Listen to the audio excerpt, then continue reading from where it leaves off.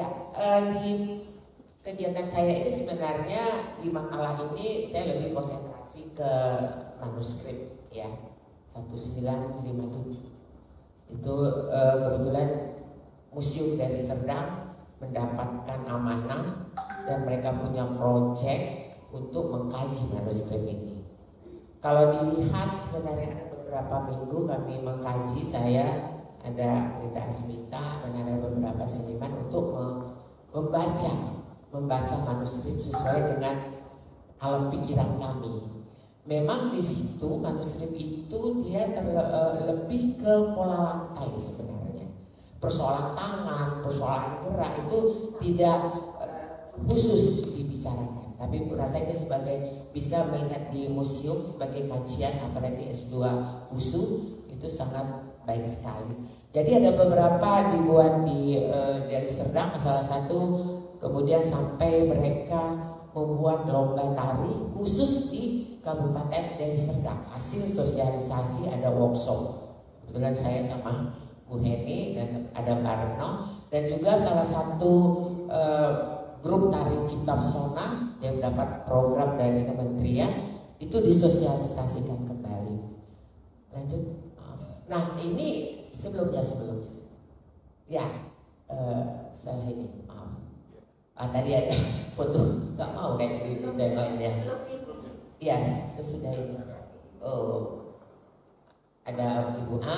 Ini tadi sudah diperhatikan. Sengaja saya masuk karena ini adalah bagaimana publikasi sosialisasi ya di panggung Mesro sampai ke tingkat nasional.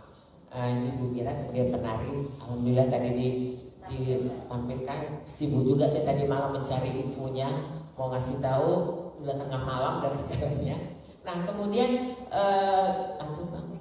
Next. Ya ini nama-nama gerak di manuskrip.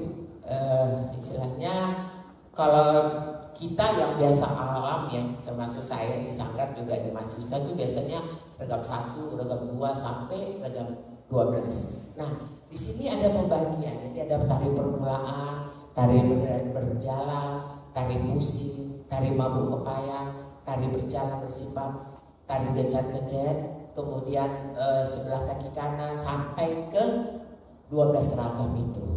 Tapi saya cek juga di Google kita, istilahnya ada juga dipakai, tapi di akhir tidak dipakai sebenarnya. Jadi memang ada sedikit bukan kerancuan ya, istilahnya beberapa nama-nama itu kembali juga tari.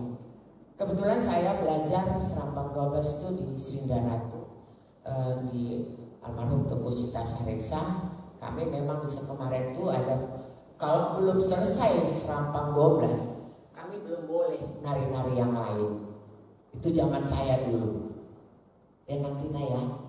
Jadi kayak gini udah gak kalahnya karena sudah kita lalui yang 9 itu, Lekapata 9, Maina, Hitam Manis, mungkin Tanjung Katong itu sudah kita lalui sampai Selampang 12 dan ujian baru kita boleh nari persembahan dan lain-lainnya karyanya. Jadi memang mungkin beda kami dengan sekarang. Insya Allah kalaupun dihidupkan musik kami sudah tahu itu ragam berapa.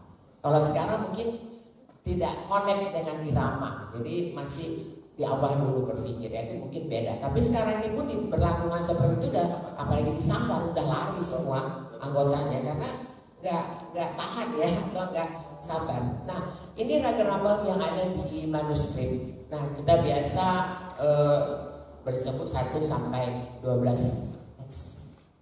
Nah, kita akan bicarakan masalah di musik, pola lantai gerak. Ada sedikit narasi ya. Saya belajar di Srindaratu, tadi sudah dijelaskan juga sama Demia, misalnya ragam di awal. Nah, ada sedikit flashback. Itu mungkin sampai saya ini sekarang tuh tidak pernah lupa. Karena mungkin marah juga para pahlawan ya. Karena ada di kegiatan di Serdang. Membuat satu event kegiatan seminar ya tingkat internasional. Kebetulan ada almarhum Payos, saya juga sebagai pengamat, Demia juga. Ada diskusi yang sangat agak tinggi ya. Dan Tina ya kebetulan dia nggak bisa saat itu. ada gerakan yang sebenarnya kalau apa ya, kalau legowo atau menerima, karena Serambang 12 tidak, maaf, tidak ada patokan sebenarnya kalau saya ketahui. Yang penting 12 ragam itu tidak hilang ya. Kemudian bagaimana etika, itu yang aku bilang. Karena setiap daerah kalau kita lihat dari Malaysia atau Brunei atau yang lain itu beda. Tapi di ragam 1 sampai 12 itu ada yang nyangkut. Karena kita sendiri pun, saya belajar dulu Dr. Sita, yang di masyarakat beredar beda.